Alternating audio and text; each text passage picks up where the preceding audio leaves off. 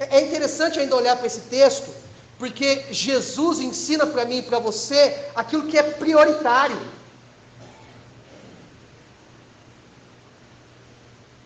A nossa vida, ou melhor, a nossa agenda, ela deveria ser marcada por 3 pontos, bem simples, 3 pontos. Primeiro, aquilo que é prioritário.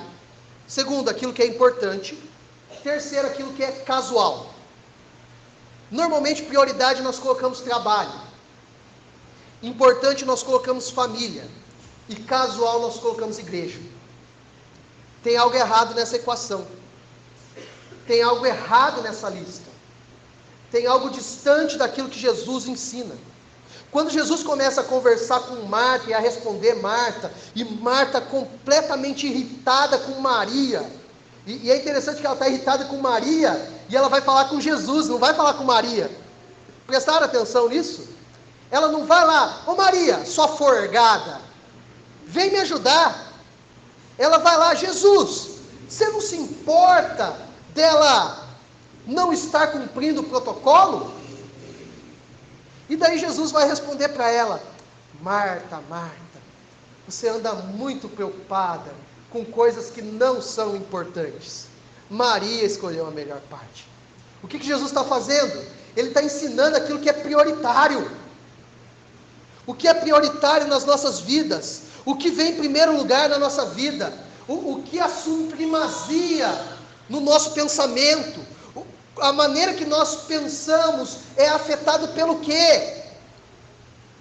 É afetado pela cosmovisão bíblica, é afetado por aquilo que nós ouvimos na Escritura, ou é afetado por aquilo que nós ouvimos na faculdade.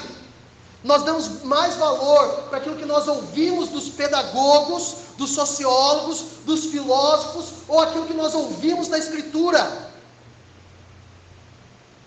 Como que nós olhamos para o mundo à nossa volta? O desafio meu e seu é ter um olhar para todas as coisas, não a partir da nossa formação pessoal, mas a partir da Escritura, porque a Escritura deve ser prioridade. A Escritura deve ser parte fundamental da nossa vida. Maria estava entendendo isso. O mais importante para Maria era estar com Jesus. Agora, existem meios para você estar com Jesus hoje. Quando você prioriza estar aqui no domingo à noite, você está priorizando estar com Jesus. Quando você prioriza um tempo de oração na sua agenda, você está priorizando estar com Jesus. Quando você prioriza estar na célula durante a semana, você está priorizando um tempo com Jesus. Quando você prioriza ler a Bíblia, você está dedicando um tempo com Jesus. A questão é, nós sentimos prazer em estar com Jesus? Nós sentimos deleite em estar com Jesus? Eu acho que essa deve ser uma questão para sondarmos no nosso coração. A presença de Jesus é prazerosa para nós? Ou talvez você nunca pensou nisso? Você nunca pensou nisso? Inácio de Loyola falava que a nossa leitura bíblica deve ser deleitosa. Quando você lê, você deve saborear as palavras. E aquelas palavras devem ser diferentes para você. Ele entendeu o que é priorizar estar com Jesus. Tem um outro autor chamado Irmão Lawrence. E ele escreveu um livro intitulado A Prática da Presença de Deus. E daí ele dizia que era possível para todo cristão desfrutar da presença do Senhor lavando o carro. Na época dele não tinha carro, tá, gente? Lavando a louça, jogando futebol, descansando, mas precisa de uma consciência para isso. Em outras palavras, a sua mente, o seu coração deve estar voltado para isso, para que isso seja possível. Marta estava preocupada em fazer as coisas, e não fazer as coisas com Jesus. Tem diferença. Tem diferença. Jesus nos ensina também a ganhar tempo. Todo tempo longe de Jesus é tempo perdido. E eu fico pensando o quanto do tempo da minha vida eu desperdicei longe de Jesus. Ou o quanto da minha vida eu ainda tenho desperdiçado longe de Jesus. Ou o quanto as coisas do mundo têm me roubado do Senhor. É muito bom Netflix, é muito legal Amazon Prime, é muito legal YouTube, redes sociais, mas como essas coisas têm o poder de nos capturar e nos roubar do Senhor. Eu acho que nós precisamos ter hobbies, acredito nisso, piamente, fielmente, mas quando esses hobbies nos roubam da presença do Senhor, talvez os hobbies se tornaram prioridade na nossa vida e nós deixamos Jesus de lado. Quando isso acontece, você está perdendo tempo. E perder tempo na nossa vida passageira e momentânea é burrice. Desculpa a palavra usada agora, tá? Mas nós somos tolos todas as vezes que nós usamos o nosso tempo para outra coisa, senão com o Senhor. Senão com o Senhor. Então o que Jesus está ensinando é: você ganha tempo estando comigo. Eu te ensino, eu te oriento, eu te abençoo, eu cuido de você, eu caminho com você, eu vou com você em vários lugares. Então Jesus ensina a ganharmos tempo. Ganharmos tempo. Além disso, tem um detalhe interessante. A Bíblia, e o próprio Jesus afirma isso, ele veio para servir e não para ser servido. Marta ainda não tinha entendido isso. Jesus serviu de uma maneira especial e única para nós, de tal forma que nós nunca poderemos nem pagar e nem igualar o serviço que ele fez em nosso lugar, que foi a morte de cruz. Essa morte nos trouxe vida, essa morte nos trouxe salvação, essa morte nos trouxe livre acesso a Ele. Ele mesmo se tornou um mediador para que nós tivéssemos comunhão com Deus. Esse serviço ninguém pode fazer. Não caia na lorota de alguns pastores por aí que dizem: você precisa pagar o preço para estar com Deus. O preço já foi pago e não precisa ser pago duas vezes. Se você prestou atenção em Hebreus 10, na leitura que o pastor fez pela manhã, diz que o sacrifício, o serviço entregue por Jesus em nosso lugar é uma vez por todas. Por isso que nós não acreditamos na forma como os católicos entendem a ceia, que é transubstanciação, na qual o pão e o vinho se transformam no corpo e no sangue de Jesus, de tal forma que o sacrifício é refeito naquele exato momento em que a Eucaristia é ministrada. Não, Jesus só morreu uma vez. É isso que a Bíblia afirma para mim e para você. Agora nós acreditamos que quando nós participamos da ceia, o pão continua sendo pão, o vinho continua sendo vinho, mas há a presença real de Jesus no nosso meio, não no pão e no vinho, mas em nós, como igreja do Senhor. E é isso que nós precisamos experimentar, a presença real dele, porque o sacrifício já foi feito. O sacrifício já foi feito. E daí você tem um ponto, mais um ponto. Jesus tem maior interesse em nós do que no nosso trabalho. Às vezes nós pensamos que podemos conquistar Deus se envolvendo no louvor, no coral, no trabalho com as crianças, no trabalho com os jovens, e pensamos que o muito fazer vai conquistar o coração dele. Gente, se você ainda não entendeu, o coração dele já é nosso. Nós somos do amado e o amado é nosso. Nós não precisamos ficar fazendo coisas para provar amor, ou para que ele prove o amor para conosco.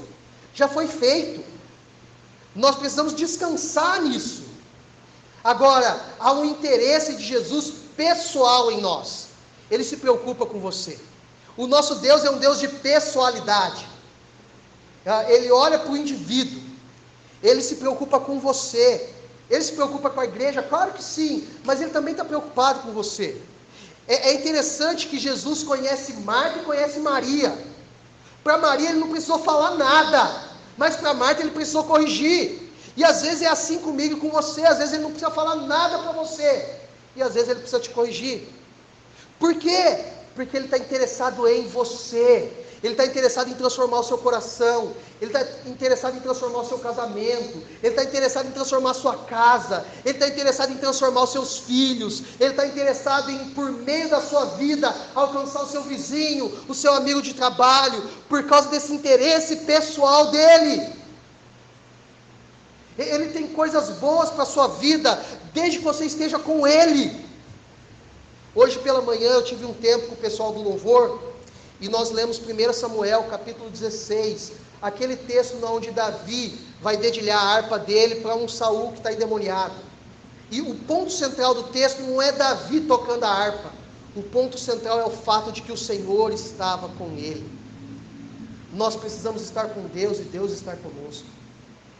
Nós precisamos entender que nós vivemos a nossa vida cristã e a nossa experiência cristã não na força do nosso braço, mas no nosso relacionamento com Ele, na nossa vida com Ele. É interessante quando os problemas vêm à nossa volta, nós pensamos que podemos passar por eles, na nossa força, no nosso poder, na nossa inteligência, na nossa capacidade. É interessante como nós pensamos que nós podemos prover o nosso lar somente com o nosso trabalho, somente com a nossa disposição. É interessante como nós pensamos que nós podemos criar os nossos filhos na nossa capacidade, na nossa sabedoria como pais. E é interessante como nós excluímos Jesus de tudo isso. Marta, Marta, você anda preocupada com tantas coisas. Maria escolheu a melhor parte. Agora, quando a nossa vida está com o Senhor, quando a nossa casa está com o Senhor, quando os nossos filhos estão com o Senhor, quando a nossa sociedade está com o Senhor, coisas extraordinárias acontecem. Irmãos, Montemor está para ver uma igreja vibrante, atuante, como nunca, se a nossa igreja entender o chamado dela para estar com Jesus. Você tem muita igreja por aí que está pregando prosperidade, e está atraindo uma multidão de pessoas por aí, por ali. Mas é interessante como essas igrejas crescem, e a nossa Montemor continua a mesma. Vocês repararam nisso? Agora nós estamos para experimentar algo poderoso do Senhor, se nós como igreja entendemos quem nós somos nele, quem Ele é sobre as nossas vidas. Um movimento de santidade, um movimento de busca, um movimento de entrega tão poderoso, que vai mudar a sociedade montimorense. E eu não estou falando que isso vai ser a partir da igreja presbiteriana, eu estou falando que isso pode acontecer a partir de uma igreja que não quer fazer do seu relacionamento com Jesus algo utilitário, ou melhor, uma ferramenta para alcançar algo, mas um simples momento de estar com Ele. Nós confundimos espiritualidade, formação espiritual, maturidade na fé com bênçãos que nós recebemos, mas nunca foi isso. Nunca foi isso. Sempre foi o quanto nós estamos com Ele. Sempre foi isso. E exatamente isso. Então, olha que interessante. Às vezes, nós usamos Deus para fugir de Deus. Nós nos envolvemos com tantas coisas dentro da igreja para fugir dele. Para fugir dele. Marta tinha Jesus na casa dela. E ela estava trabalhando. Às vezes nós fazemos isso e até damos boas respostas. Eu já trabalho na igreja. Eu já oro quando o ministério de louvor está lá junto. Eu já leio a Bíblia quando o pastor lê a Bíblia. Agora vocês podem entender um pouquinho da pesquisa que eu trouxe, tá? Quanto mais você está com Ele, mais coisas ocorrem na sua vida. Então, fazer algo para Jesus é diferente de estar com Jesus. Nós precisamos aprender isso. Nós pensamos que fazer é sinônimo de estar, mas nunca foi. Nunca foi. Nós precisamos nos arrepender disso e dar um passo atrás. Então, o chamado de Jesus para mim e para você é para estarmos com Ele. Ele já prometeu que estaria conosco, vocês lembram? Mateus capítulo 28, versículo 20, diz mais ou menos assim: eis que estarei convosco todos os dias, até o fim dos tempos. Ele já está com você.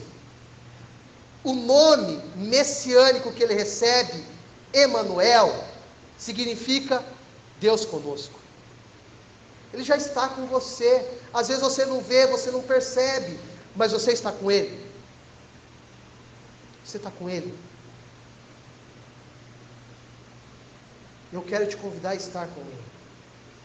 Então eu tenho 4 aplicações, e eu pretendo ser muito rápido nelas, porque nós temos ceia ainda hoje. A primeira, eu e você precisamos praticar a presença de Deus. Deus é onipresente, amém? Salmo 139, posso ir no mais alto monte, no mais profundo abismo, eu posso ir de norte a sul, de leste a oeste, mesmo assim ali a presença do Senhor estará. Correto? Nós cremos nisso, mas nós vivemos muito pouco isso, experimentamos muito pouco isso. Ele está muito mais presente do que nós pensamos, então nós precisamos praticar a presença dEle.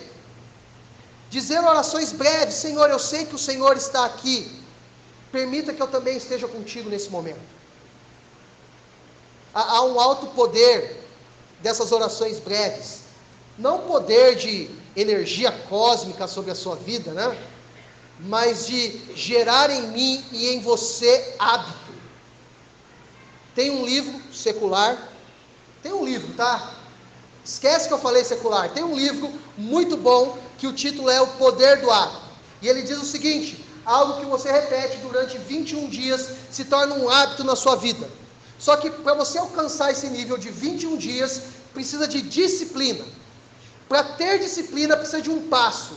E às vezes nós não praticamos a presença de Deus, porque nós não damos um passo. Uma escolha, um momento. Eu escolho estar na igreja todo domingo. Eu escolho amanhã, segunda-feira, ler a Bíblia e orar. E daí você começa a exercer isso na sua vida. Prática da presença de Deus. Prática da presença de Deus. Segunda aplicação: eu e você precisamos de disciplinas espirituais. Tem um livro do Charles Swindoll, que eu esqueci o nome, então vocês vão pesquisar, eu vou pesquisar depois e mando, se alguém tiver interesse. Mas o livro do Charles Swindoll trabalha com 4 disciplinas espirituais, diferente das que nós ouvimos muito falar por aí. Quais que nós ouvimos falar muito por aí? Leitura bíblica, oração, jejum, vigília, são disciplinas espirituais que costumeiramente nós já falamos.